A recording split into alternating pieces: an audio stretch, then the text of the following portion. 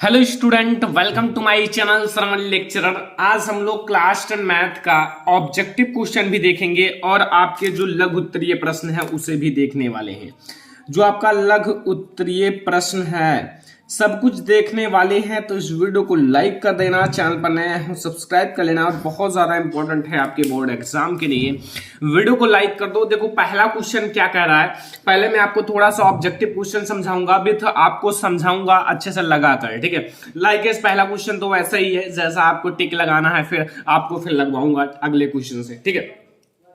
यहां लिखा हुआ है प्रश्न नंबर फर्स्ट क्या कह रहा है कि किसी धनात्मक पूर्णांक p के लिए प्रत्येक धनात्मक विषम पूर्णांक का रूप होता है। यानी कि यहां आपको बताना है कोई धनात्मक पूर्णांक p के लिए प्रत्येक धनात्मक विषम पूर्णांक का रूप होता है। ऑप्शन ए है p, ऑप्शन बी है p+1, ऑप्शन सी है 2q, ऑप्शन 3 है 2q+1, p equal to 2q+1। यानी कि आपका कौन सा सही आंसर हो सकता है, आप लोग गेस करो, फिर मैं आपको बताता हूं। ओके, तो जल्दी से आप लोग देख लो। वैसे आपका जो सही आंसर है वो है बच्चा पार्टी ये वाला 2q+1 ये होता है, ठीक है। अगला क्वेश्चन आपको लगवाऊंगा, ठीक है। क्वेश्चन नंबर 2 क्या कह रहा है, यदि द्विघात समीकरण 3x² - 6x + k के मूल समान है तो k का मान ज्ञात कीजिए। यहां आपके ऑप्शन ए है 3, v है 6, c है 9 एंड d है 12। तो मैं आपको इसको लगाकर समझाता हूं, ठीक है। अच्छे से समझ लो, कोई दिक्कत नहीं है। देखो आपको एक सूत्र पता होगा विविक्तर का, जो कि मैंने ऑलरेडी बताया था। यहां एक समीकरण है, ये आपका a है, ये b है, ये c है, ठीक है। तो यहां a बराबर कितना है 3 है, ये 3 जो x² की आएगी ये a है, एंड v बराबर कितना है, v बराबर आपका -6 है, ठीक है। एंड c बराबर कितना है k है, ठीक है। अब आपको मैंने एक सूत्र पाया था, लेकिन यहाँ d बराबर कितना है, d जो आपका विविक्तर बराबर 0 है। ओके, अब आप लोग एक सूत्र पढ़े होंगे क्या, d बराबर v², d बराबर b² - 4ac। ये मैंने विविक्तर का सूत्र अभी जल्द ही जब पूरा सूत्र बता रहा था तो ये फार्मूला आप लोगों को बताया था। और अगर आप फार्मूला वाला वीडियो नहीं देखे हो तो फुल फार्मूला मैंने बता दिया है क्लास 10 मैथ का, जरूर देख लेना, ठीक है। ये तो आपका 0 है, तो अब क्या करोगे, इसी को केवल लेंगे। तो v आपका कितना है -6 का स्क्वायर कर लो, ओके। एंड सॉरी माइनस है, -4 आपका है, a कितना है 3 है, a 3 है, इंटू c आपका k है बराबर 0। ओके, तो यहाँ कहो 36 एंड माइनस प्लस हो जाएगा 36 एंड माइनस, यहाँ आपका 4 3 12, ठीक है। तो 12 k हो जाएगा इक्वल टू 0, ठीक है। अब देखो यहाँ आपका 12 के बराबर आपका 36 हो जाएगा, ये माइनस इधर जाएगा तो माइनस कट जाएगा। के बराबर आप 36/12 बराबर 3, यहां से आपका 12 3 36 यानी कि के का मान 3 आया। यही आपका आंसर हो जाएगा स्टूडेंट, ठीक है। के बराबर 3 आएगा। यहाँ 12 अगर 12 से 36 में भाग दोगे तो 3 आएगा। तो यहाँ से जो आपका मान आएगा वो 3 आपका करेक्ट हो जाएगा। ओके, यहाँ से आपका कौन सा मान होगा करेक्ट 3। ओके, समझ में आ गया, कोई दिक्कत तो नहीं है, कंफ्यूजन कोई है नहीं है। यहां देखो द्विघात समीकरण 3x² - 4x बराबर 0 के मूल का गुणनफल है। बच्चा पार्टी बहुत गुणनफल आपको मैंने एक सूत्र बताया था कि मूलों का गुणनफल एंड मूलों का योगफल का सूत्र। तो यहां आप लोग समझो मूलों का गुणनफल का सूत्र मैंने क्या बताया था, जो मूल होते हैं मूलों का गुणनफल का सूत्र मैंने आप लोगों को बताया था। एंड अगर आप लोग नहीं जानते हो तो कोई दिक्कत है नहीं, मैं आपको बता देता हूं, ठीक है। ये आपका होता है अचर पद, जो आपका c होता है अचर पद बटे x² का गुणांक, या फिर इसे आप कह सकते हो c/a, ये भी कह सकते हो, मैंने आपको सूत्र बताया था। और इसमें c कितना है बच्चा पार्टी एंड ये कितना है, c आपका है कितना है 0 है, c आपका 0 है एंड ये है 3, तो c 0 है तो ये 3 है, तो 3 0 0, यहां से आपका मान 0 आंसर आ जाएगा, ठीक है। तो यहां से आपका 0 आपका सही हो जाएगा। तो ऐसे में आपको पता चल गया कौन सा सही है। तो यहां से आप गुणांक भी ज्ञात, गुणनफल भी ज्ञात कर सकते हो। तो यहां से 3 क्वेश्चन आपका क्लियर हो गया मैथ का, एंड बहुत ज्यादा इंपॉर्टेंट क्वेश्चन थे इसलिए मैं आपको बता रहा हूं। क्वेश्चन नंबर 4 देखो, यदि 2 समरूप त्रिभुजों की संगत भुजाएं 2:3 के अनुपात में है तो इसका क्षेत्रफल का अनुपात होगा। अगर बच्चा पार्टी इसका अनुपात इतना है भुजाओं का, तो अगर आपको क्षेत्रफल ज्ञात करना हो तो एक आसान सा ट्रिक है जो आप लोग याद रखना, हमेशा आपके साथ रहेगा। ठीक है, सबसे पहले आपके ऑप्शन है 2:3 एंड बी ऑप्शन है 3:2 एंड सी ऑप्शन है 4:9 एंड डी ऑप्शन है 9:4। तो बच्चा पार्टी यहाँ आप लोग एक बात याद रखना, इनके जो अनुपात हैं यानी कि 2:3, ठीक है, इसका आप वर्ग कर लो, इसका वर्ग करोगे क्योंकि क्षेत्रफल हमें ज्ञात करना है, तो इसका वर्ग करोगे तो 4:9 हो जाएगा। यानी कि यहाँ जो आपका सही आंसर होगा वो 4:9, इसी का वर्ग कर लो और आपका आंसर आ जाएगा।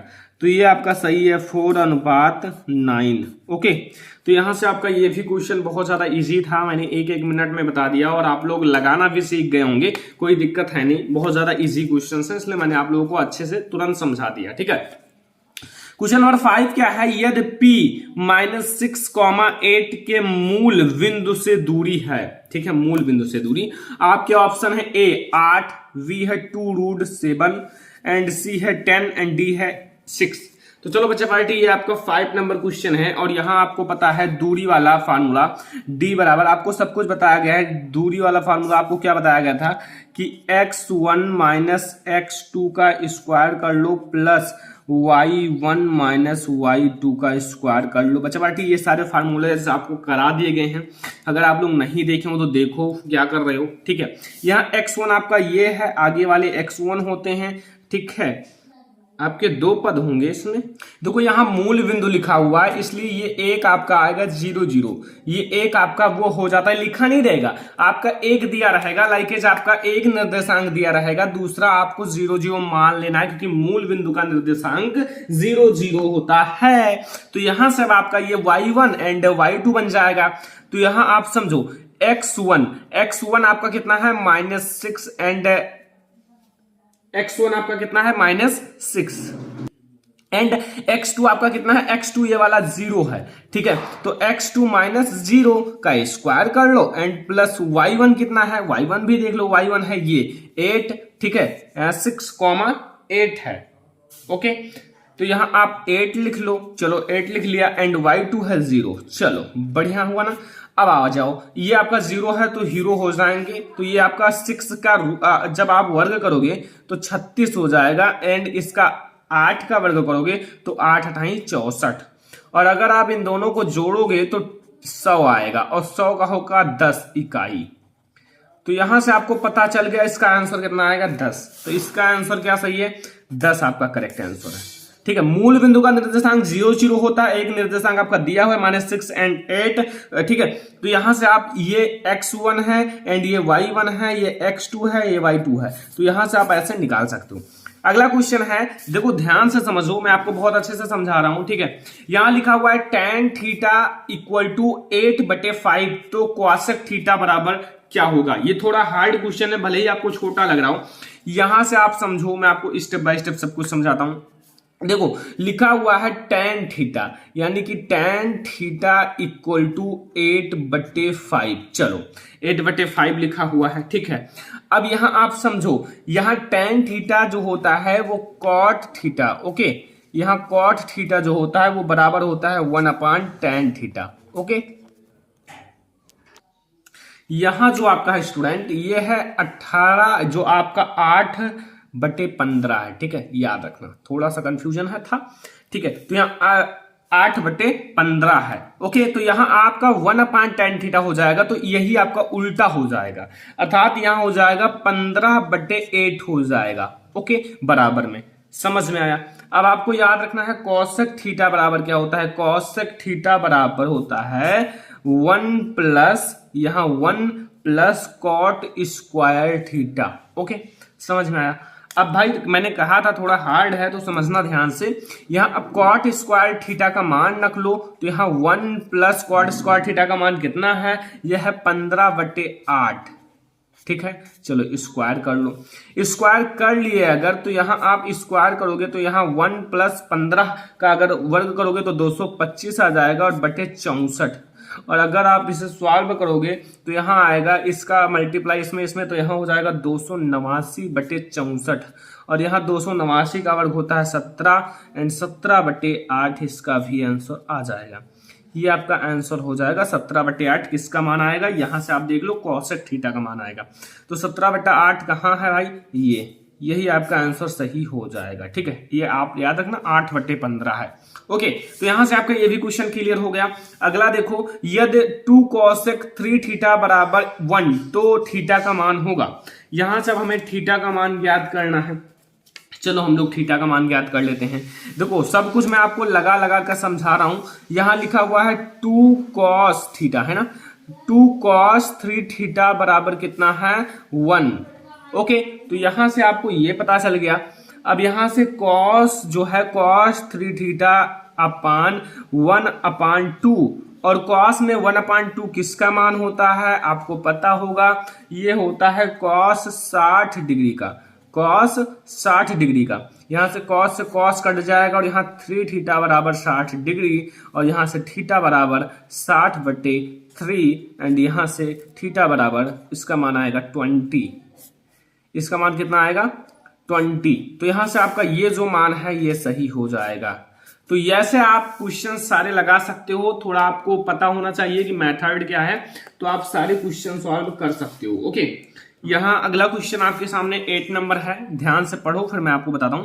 ठीक है, ध्यान से पढ़ लो, बहुत अच्छे अच्छे क्वेश्चंस मैंने लाए हैं एंड आपके बोर्ड एग्जाम के लिए इंपॉर्टेंट भी हैं, इसलिए मैंने सोचा कि आप लोगों को बता दिया जाए। ओके, तो यहां आप देखो लिखा हुआ है 2 संख्याओं का योगफल 19 तथा अंतर 7 है तो संख्याएं ज्ञात कीजिए।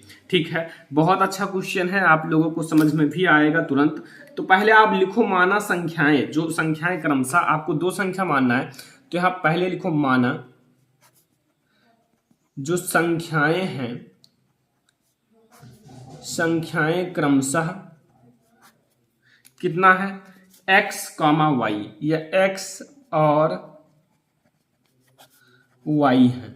ठीक है, x एंड y है। ठीक है, यहां तक समझ में आया। अब आप इसका योग अगर बात की जाए तो x + y = 19 है। ठीक है, और अंतर की बात की जाए तो x - y = 7 है, 7 है।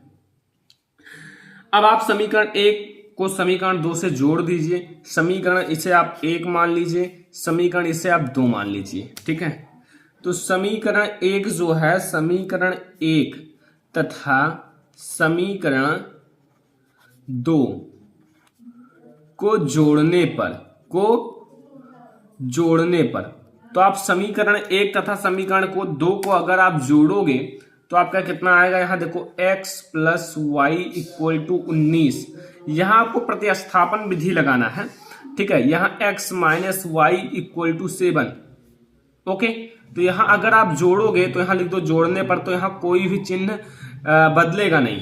तो यहां y से y कट जाएगा, प्लस माइनस है, तो यहां 2x आ जाएगा एंड ये आपका जुड़कर कितना हो जाएगा आपको पता चल गया होगा, 26 हो जाएगा।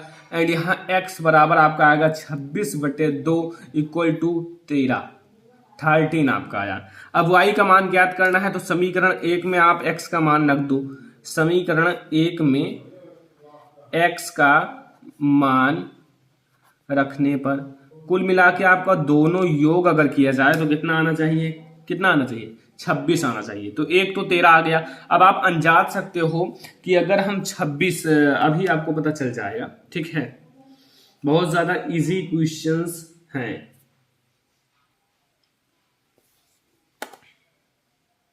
नहीं, दोनों का योग करें तो 19 आना चाहिए, 19, क्योंकि आपको पता है दोनों संख्याओं का योग 19 है।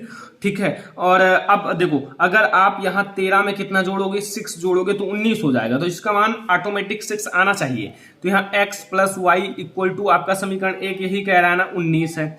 अब देखो बच्चा पार्टी, यहाँ x का मान है 13 + y = 19 है। यहाँ y बराबर अगर आप 19 में से 13 घटाओगे तो 6 आएगा। तो यहाँ आप देखो ऑटोमेटिक देख लो, यहाँ अगर आप इनका देखो दोनों को जोड़ दो तो आपका कितना आएगा बच्चा पार्टी 19 आएगा। और अगर आप यहाँ से घटा लो यानी कि आप 13 में से 6 घटा लो तो कितना आएगा, अंतर से बनाएगा। तो अगर ऐसा आ जाए तो आपका क्वेश्चन ऑटोमेटिक सही है। ओके, समझ में आया। अगला क्वेश्चन देखो, क्या x square plus 4x plus 4 तथा 3x square minus 3x square 4x minus 2 बराबर द्विघात समीकरण है। देखो द्विघात समीकरण का अर्थ होता है दो घात। क्या होता है, दो घात। ओके, जिसके ऊपर दो घात हो। ये जो आपका है इसमें से दोनों में से एक तो ये है x square plus 4x plus 4 equal to 0, ठीक है। एंड एक है x cube minus 3x square plus 4x minus 2 equal to 0। इन दोनों समीकरण में से बताना है कौन सा द्विघात समीकरण है। अब भाई दो घात किस पर है, इस पर है, तो अर्थात ये द्विघात समीकरण है। क्या है, द्विघात समीकरण है। आपका ये द्विघात समीकरण है। ओके, और ये आपका नहीं है क्योंकि ये त्रिघात समीकरण हो जाता है, इसकी घात 3 है। तो यहां से ये आपका द्विघात समीकरण नहीं है। अब अगला क्वेश्चन देखो, बहुत अच्छा क्वेश्चन है और आपके एनसीईआरटी बुक का है। और आप लोग ध्यान से देखो, एनसीईआरटी बुक का है। देखो एनसीईआरटी बुक के क्वेश्चन आपके बोर्ड एग्जाम में सभी एनसीईआरटी बुक के हैं। देखो लिखा हुआ है एक कुटीर उद्योग, एक कुटीर उद्योग, ठीक है, एक दिन में कुछ बर्तनों का निर्माण करता है। ठीक है, चलो एक विशेष दिन, एक ऐसा दिन आया या देखा गया कि प्रत्येक नग के निर्माण की लागत उस दिन निर्मित किए गए बर्तनों की संख्या की दोगुनी से 3 अधिक थी। यदि उस दिन की कुल निर्माण लागत 90 रुपया थी तो निर्मित बर्तनों की संख्या और प्रत्येक नग की लागत ज्ञात कीजिए। बहुत अच्छी क्वेश्चन है। सबसे पहले आपको मानना क्या पड़ेगा कि माना निर्मित बर्तनों की संख्या, जैसे बर्तन और नग दो चीजें हैं तो आप माना निर्मित, जो आपका निर्मित बर्तनों की संख्या, पहले आप ये मान लो बर्तनों की संख्या। अगर आप बर्तनों की संख्या मान लोगे तो वो क्या मानोगे, x मान लो, x है, ठीक है। एंड अब आप यहां तथा प्रत्येक नग, तथा जो प्रत्येक नग की लागत यानी कि कितना लागत है, कितने रुपए लागत है, तो वो रुपया y मान लो।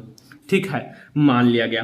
अब देखो उस दिन एक ऐसा विशेष दिन था जो कि y बराबर यानी कि जो नग है वो कितना है, यानी कि यहां देखो समझना, मतलब 2 गुनी से 3 अधिक, यानी कि ये जो है ना, मतलब ये जो लागत लगी है वो 2 गुने से, बर्तन जो है 2 गुने से 3 अधिक, वो विशेष दिन था। ठीक है, और अगर आप लागत दोनों की बताओ तो 90 रुपया है, यानी कि अगर आप x एंड y का मल्टीप्लाई करा लो तो वो 90 रुपया हो जाता है, यानी कि इन दोनों का लागत जो है 90 रुपया हो जाता है। ठीक है, समझ में आया। यहां तक आपको यही समझना था, ये आपका बहुत ज्यादा इंपॉर्टेंट है।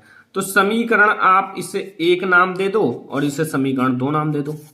तो समीकरण 1 तथा समीकरण 2 से, अब समीकरण 1 तथा समीकरण 2 से क्या करोगे, यहां जो y का मान है यहां रख लो। ठीक है, यहां अर्थात यहां x है और यहां 2x प्लस 3, ये जो y का मान है यहां रख लो बराबर 90। ठीक है, अब यही आपका एक बढ़िया सा गुणनखंड बन जाएगा, उसी को आप सॉल्व करो, आपका आंसर आ जाएगा। यही मैंने y का मान जो है यहां रख लिया है, यही तो मैंने रखा है, ये y का मान है 2x प्लस 3। अब यहां देखो मल्टीप्लाई करा दो 2x स्क्वायर प्लस 3x और इसे आप इधर ट्रांसफर कर लो, -90, उधर प्लस है इधर माइनस हो जाएगा।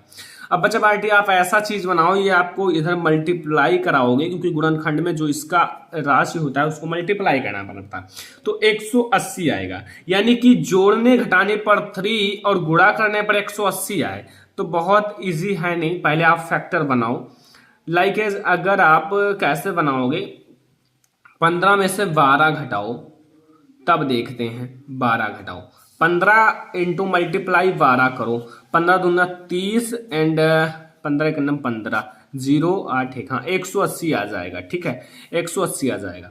तो यहाँ x कर लो -90। ठीक है, अब इसे आप थोड़ा अलग रखो क्योंकि मैंने थोड़ा सा इसी में काट पीट कर दिया है ये, ठीक है।